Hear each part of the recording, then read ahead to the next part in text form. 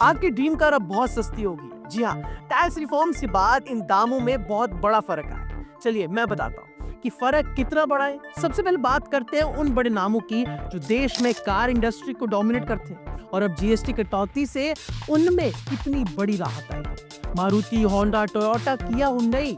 सरकार ने GST 2.0 reform लागू की जिससे छोटे हैचबैक से लेकर लग्जरी एसयूवी तक सभी की प्राइसेस पर सीधा असर पड़ा और लोगों ने इसे तुरंत ड्रीम कार मूवमेंट का नाम भी दे दिया। चलिए अब बात करते हैं गाड़ियों की। सबसे पहले मोस्ट पॉपुलर गाड़ी की बात करते हैं, गाड़ी कंपनी की बात करते हैं जो कि है मारुति सुजुकी। मारुति की Alto, K10, Swift, Brezza, Fronx जैसे मॉडल पर 1,30,000 तक की कटौती हुई। होंडा सिटी, अमेज, एलिवेट पर 1 लाख से 1.5 लाख तक की कीमत का प्राइस ड्रॉप देखने को मिला है और शायद ही ये गाड़ी किसी का सपना ही नहीं रही होगी।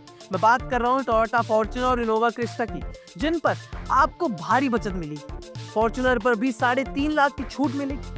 मार्केट में किया सोनेट, सेल्टोस पर भी 1.5 लाख से 1,60,000 तक की राहत मिलेगी और हुंडई i20, वेन्यू, क्रेटा में 72,000 से 1,30,000 तक का फर्क दिखने को मिलेगा। और एक चीज आपको और सुननी चाहिए, बात करूंगा इंडिया में एसयूवी की क्रेज के बारे में। 2.5 लाख का डिस्काउंट मिलेगा Mahindra XUV 3XO, Thar, Bolero जैसी गाड़ियों में, जो कि आम जनता के लिए एक बहुत बड़ी खुशखबरी होगी। पर इतना फर्क आया कैसे, अब जरा वो समझो।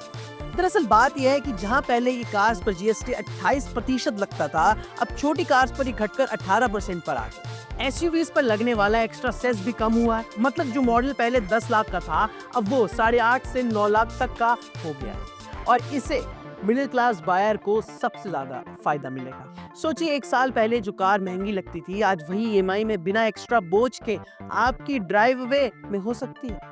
या फिर उन गाड़ियों की ईएमआई जहां पहले 6 से 7 साल तक लंबी जाती थी, उनमें भी अब साल घटकर शायद 3 से 4 साल रह गए।